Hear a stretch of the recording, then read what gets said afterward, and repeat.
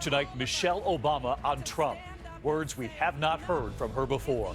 Also this evening, the new and monster hurricane in the east. As we come on the air already, a direct hit on Bermuda. The deadly police firefight, the gunman in body armor, officers in critical condition. Breaking news here in New York City, the bombings, and tonight the suspect for the first time since the moment on the stretcher. And the outrage tonight, the 911 operator accused of hanging up on emergency calls, cutting them short, possibly thousands of them, even a robbery that turned deadly. This is ABC World News Tonight with David Muir. Good evening, and it's great to have you with us here on a Thursday night. And we begin tonight with the list of women who have now come forward accusing Donald Trump of inappropriate conduct. The detailed claims right here. And they come after that video, Donald Trump on that bus describing what he's able to do to women, kissing them, grabbing them, because of his fame. It was during Sunday's debate he was pressed, asked if those were just words or if he had actually done that to women. When pressed, he said he never did it.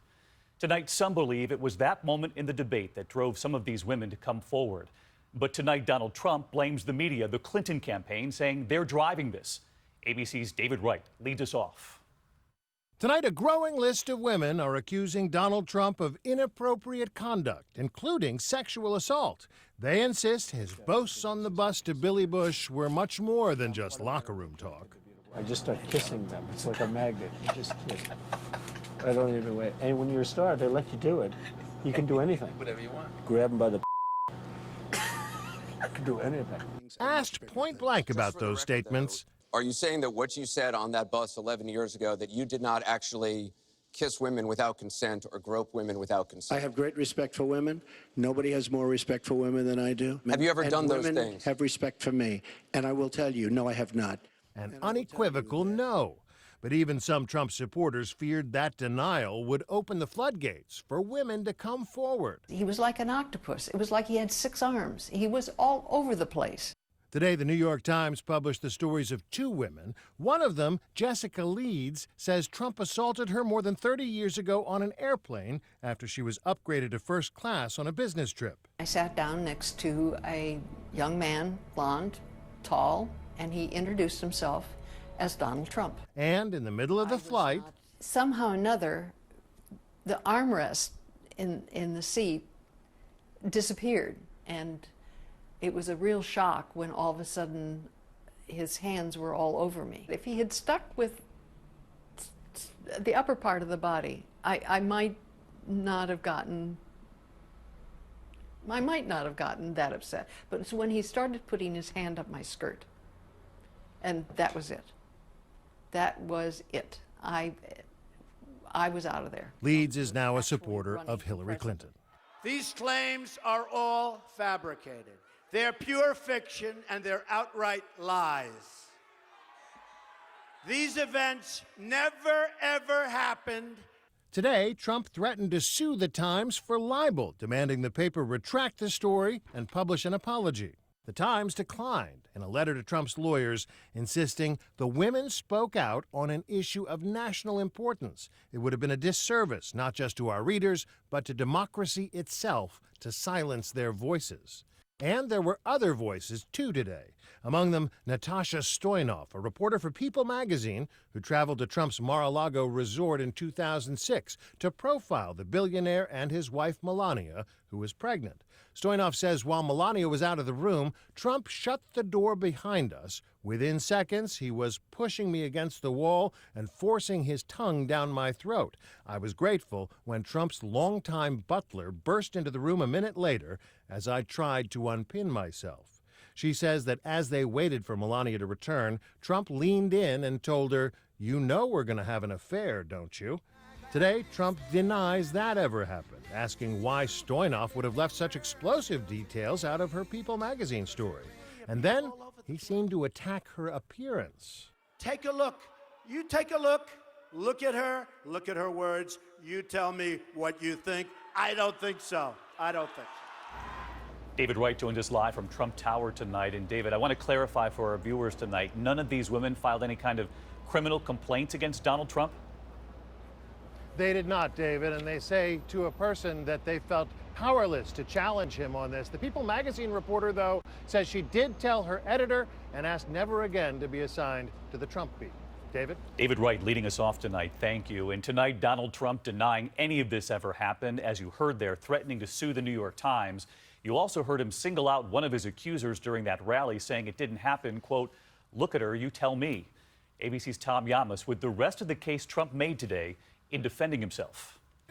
Today in Florida, Donald Trump lashing out at the women accusing him of sexual assault. These people are horrible people. They're horrible, horrible liars. Trump denouncing the avalanche of accusations. These false attacks are absolutely hurtful. To be lied about, to be slandered, to be smeared so publicly, and before your family that you love is very painful. Blaming a conspiracy between the, quote, corporate media and the Clintons. Anyone who challenges their control is deemed a sexist, a racist, a xenophobe, and morally deformed. They will lie, lie, lie. The Clintons are criminals. Today, Trump's team dispatched his daughter, Ivanka, to campaign solo for her father, something she rarely does. Ivanka talking up the values her parents instilled in her. They didn't tolerate rudeness. There was sort of an expectation of what was appropriate. But dodging questions about her father's current crisis. What was your reaction on your father? At the rally we attended, Trump supporters are undeterred. Do I think that he is a womanizer? I think that over time he's changed and he's a great American. And Trump's team now preparing an all-out assault on Bill Clinton over his own sex scandals. Campaign CEO Steve Bannon reportedly saying, quote, "We're going to turn him into Bill Cosby." This after the campaign invited 3 of his accusers to the debate. Hillary Clinton's response then? I am reminded of what my friend Michelle Obama advised us all. When they go low, you go high. Tonight, Trump hoping his loyal fans are more fired up than ever. Our Independence Day is at hand, and it arrives finally on November 8th. Tom Llamas joins us live tonight from Florida. And Tom, Donald Trump says he has substantial evidence to prove these women are lying. Any timeline tonight for that evidence? David, so far no specific details on the actual evidence, but he says it will be released in an appropriate way and at the appropriate time very soon. David? Tom Llamas, our thanks to you as always. And one of Hillary Clinton's most powerful weapons, Michelle Obama, was on the trail today. And the First Lady took aim at Trump. His words about women. The First Lady saying Trump's words have shaken her to the core. ABC's Cecilia Vega tonight. Today in New Hampshire, Michelle Obama had something she needed to get off her chest. I can't believe that I'm saying that a candidate for president of the United States has bragged about sexually assaulting women. And I have to tell you that I can't stop thinking about this. It has shaken me to my core in a way that I couldn't have predicted. Her first public comment since the now infamous Donald Trump video emerged. This was not just a lewd conversation. This wasn't just locker room banter.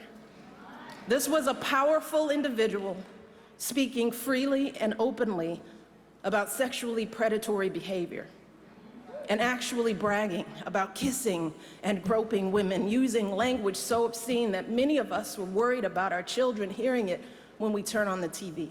Campaigning for Hillary Clinton, but spending most of her time on stage blasting Donald Trump. The shameful comments about our bodies, the disrespect of our ambitions and intellect, the belief that you can do anything you want to a woman, it is cruel. It's frightening. And the truth is, it hurts. It hurts. Today, Hillary Clinton leaving the hard hits to her surrogates while she rallied campaign volunteers. We're not just going to win, we are going to take the confidence, the optimism, and yes, the love and kindness with us to the fight. And Cecilia Vega with us live tonight. We saw that Hillary Clinton tweeted the First Lady after that speech today, but there is another headline tonight, another drop of those WikiLeaks emails, about 2,000 of them, many from inside the Clinton campaign. And tonight, new information on what campaign advisors were saying to each other about getting Hillary Clinton to apologize about the emails, the private server. That's right, David. It goes back to an interview she did about that private server. One advisor writing, quote, "Everyone wants her to apologize, and she should. Apologies are like her Achilles heel." Well, she did end up apologizing, and that aide also wrote, quote, "At least she didn't sound like a..." And then, David, she went on to use a word we won't use on TV. All right, Cecilia Vega on the Clinton campaign for us. Cecilia, thanks to you as well. We move on tonight into a monster of a hurricane brewing at this hour, making a direct hit on Bermuda. The tiny island country, smaller than the eye of the Category 3 storm, in fact, ripped apart by 120-mile-per-hour winds. The hurricane knocking out power to 90% of that island at one point, and dangerous surf now could reach all the way here to the East Coast. Here's senior meteorologist Rob Marciano now. Tonight, Hurricane Nicole barreling through Bermuda. Can't see much, everything's a whiteout. The Atlantic's second major hurricane in just 2 weeks, slamming the island with 120-mile-per-hour winds. Police warning people on the radio to take cover. We want to say categorically at this point in time, we need everyone inside. Oh my. Not everyone did. My family's insane. The Category 3 storm's massive eye, more than 30 miles across, big enough to engulf the entire island. John Drenick inside his home as the eye wall approaches. All the windows were bowing, water was coming through the doors, the whole house was shaking. Watch this drone video shot as the eye passes over. An eerie calm, short-lived. Walls collapsed, trees toppled, and roads washed out in Nicole's wake.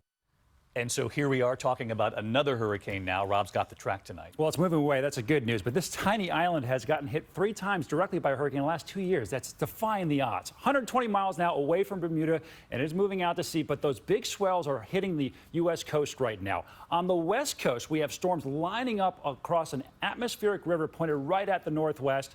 The first storm coming in tonight, the next one coming up on Saturday. That one could bring widespread damage. We'll have another update tomorrow. All right, watching the Northwest tonight as well. Thank you, Rob. Next this evening to that deadly firefight with police in Boston, leaving 2 police officers critically injured. The gunman reportedly wearing body armor. ABC's Gio Benitez is in Boston. Tonight, 2 Boston police officers are in critical condition after a deadly shootout. 10:50 p.m., a 911 call comes in for a domestic disturbance between roommates. Police say when officers arrive, 33-year-old Kirk Figueroa, armed with a tactical shotgun and wearing a ballistic vest, opens fire. We have a 303 possible officer shot. Wounded in the firefight, officers Richard Santolo and Matt Morris. Advising on his vest says shooter is still shooting. One man recording the sound of gunfire outside his window. There's like over 30 gunshots. Police shoot and kill Figueroa, a Boston constable who was licensed to serve subpoenas but not to carry a gun. Tonight, praise for the officers who pulled those injured officers out of the line of fire. I got to commend the officers for rushing into that building with no fear whatsoever to rescue 2 fellow officers. And David, police are not calling this an ambush, but as authorities remind us, domestic dispute calls are some of the most dangerous for police to respond to. David. Gio Benitez in Boston for us tonight. Gio, thank you. Now to a developing headline right here in New York City tonight, a court appearance for the suspect in the bombings that rocked New York and New Jersey last month.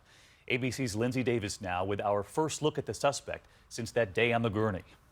Bandaged and bedridden, today Ahmad Rahimi, the man accused of 3 bombings in New York and New Jersey last month, made his first appearance in court via video conference from his hospital room. Were you provided with a copy of complaints charging you with various offenses from the city of Linden? Yes, ma'am.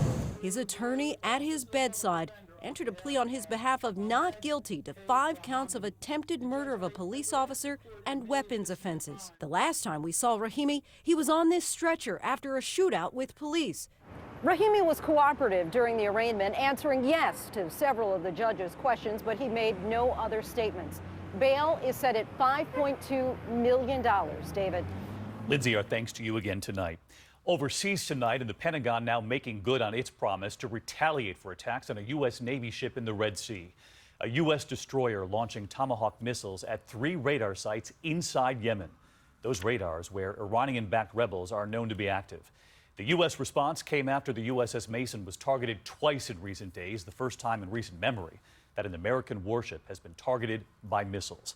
There is still much more ahead on World News Tonight this Thursday. The 911 operator facing charges accused of hanging up on emergency calls. Police saying possibly thousands of calls were cut short, including a robbery that then turned deadly.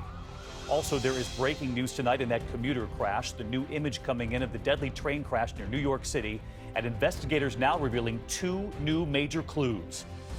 And Robin Williams' prize collection, what the family is now auctioning off, something dear to his heart, and one of the most impressive collections in the world. We'll be right back. Boost.